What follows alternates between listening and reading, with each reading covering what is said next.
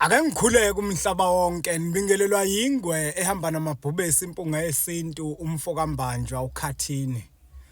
Namuhla bafowethu ake sibuke iphupho la uphupha khona omunye umuntu eshonile mhlambe uzongcwatshwa.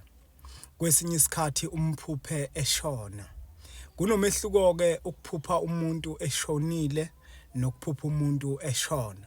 Kuyenzeka omunye aphupha umuntu eshonile mhlambe kumngcwabo wakhe. Omunye aphupha umuntu bemlimaza bese uyashona. Kunomehluko lapho kuyafisa ukuthi uqale ubambe lapho ukuthi lento ayifani. Uma uzophupha umuntu bemlimaza bese ashone.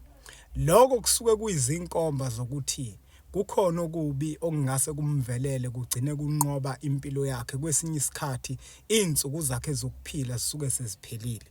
Okubalekile wena ukuthi ukwenze ukumthinta lowo muntu umazise okuthi kunesibonakaliso esinje osibonile kunabantu abangase bamlimaze kunento engasimlimaze igcina inqoba impilo yakhe.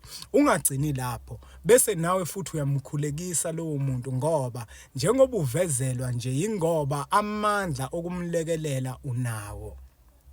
Asiphinde sibukeke futhi manje ukuphupha umuntu eshonile mhlambe kumngcwabo wakhe.